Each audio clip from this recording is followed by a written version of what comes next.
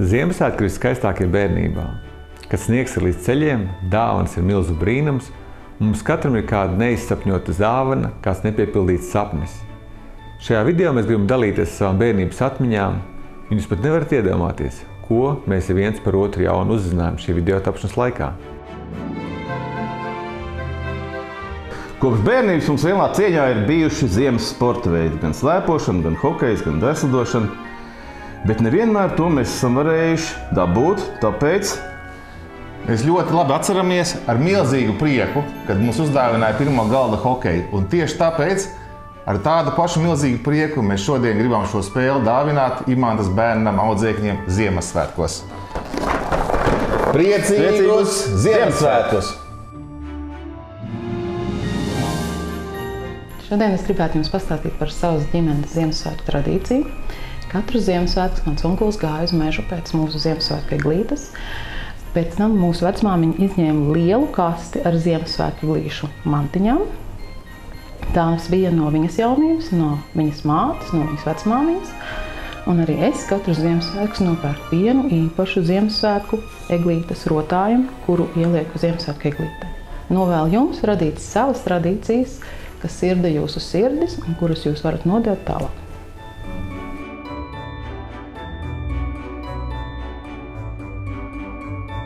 Mēdz teikt, ka bērnībā ziemas bija baltāks, sniegs bija vairāk un dziļāks, bet pēdējos gadus daba mūs ir lutinājusi ar īpaši baltām un sniega bagātām ziemām, par ko arī ļoti priecājamies un vēlamies iepriecināt arī bērnam bērnus ar pāris ragavām, ar kurām laist no kalna un ar draugiem izbaudīt šo sniegoto ziemu. Priecīgs Ziemassvētkus!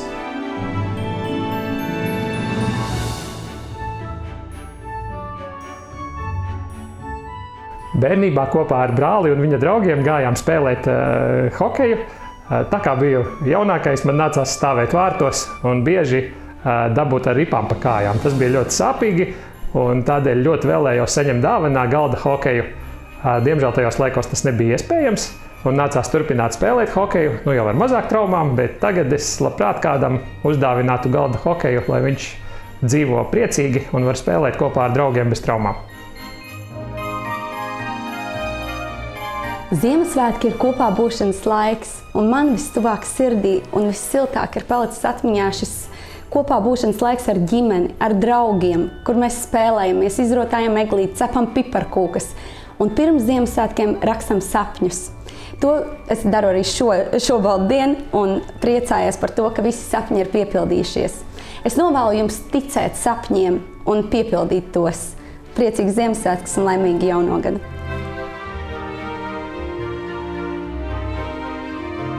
Kad man bija 10 gadi, es sāku trenēties volejbolā, un mūsu grupas lielākā sāpe bija tā, ka mums nebija savu labu volejbola bumbu. Mums kā jaunākai grupai tika vecāko grupu nospēlētās un saplēstās bumbas, kas pašiem bija jāšuj.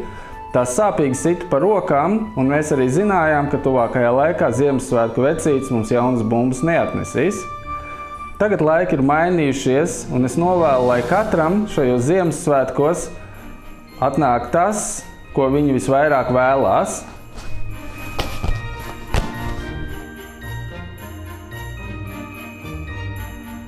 Bērnībā Ziemassvētku brīnumu sajūtu mums veido vecāki. Novēlu jums visiem, kļūstot vecākiem, turpināt veidot to brīnumu sajūtu pašiem un sniegt baudu arī tuvākajiem. Bērnībā spēlējām daudz dažādas sporta spēles, un viena no spēlēm, kas apvieno draugus, tie kļūst par komandas biedriem, ir futbols.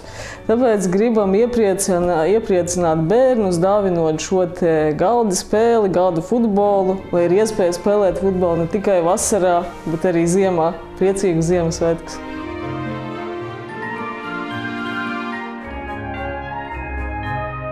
Ziemassvētki – tas ir brīnuma gaidīšanas laiks. Ziemassvētki ir laiks, kad tums nomaina gaismu, un šajā laikā mēs visi kļūstam sirsnīgāki un arī iejūtīgāki. Es jums novēlēju, šī sajūta mūsu sirdīs saglabājās visu gadu garumā, un tādēļ visiem gaišus un svētīgus Ziemassvētkus. Manā bērnībā Ziemassvētku brīnumu radīja mani vecāki. Mums ar brāli vienmēr bija ļoti labas dāvanas, kas bija sagatavotas no salavecīša, kā arī izdomātas rotaļas, par kurām bija vērtīgas balvas. Es gribētu, lai mūsdienās visiem bērniem ir ģimenes, kur vecākiem ir šādas iespējas gan izveidot šo Ziemassvētku pasaku, gan iztenot savu bērnu vēlmes.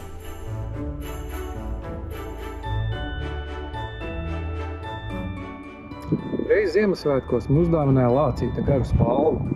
Viņam man likās, ka acīs lien šī spalva, un vēderiņš bija nedaudz ieplīsis, spalvu es apgriezu, vēderiņš sašūva. Un šis lācīts šādā veidā noteikti nedaudz ietekmē manu dzīves izvēles profesiju. Arī jauniešiem es novēlu, lai šādi pozitīvi gadījumi ietekmē jūsu profesiju, mums, kas gadiem jau tajā strādā, lai mēs varam vēl joprojām veldzēties šādās bērnības atmiņās par Ziemassvētkiem.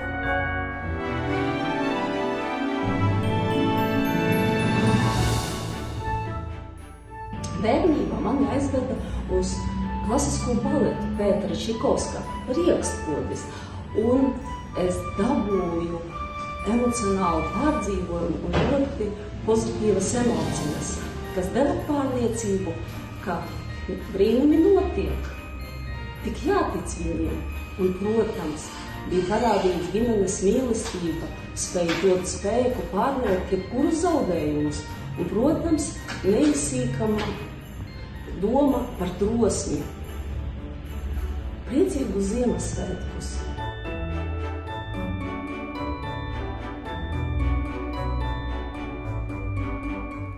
Ja man jāstāsta par savu Ziemassvētku īpašo dāvanu, tad jāatzīst, ka es biju bērns laikā, kad Ziemassvētku svinēt bija aizliegts. Bet es biju absolūti laimīgs bērns, jo man bija lielākā dāvana, kā dzīve var dot.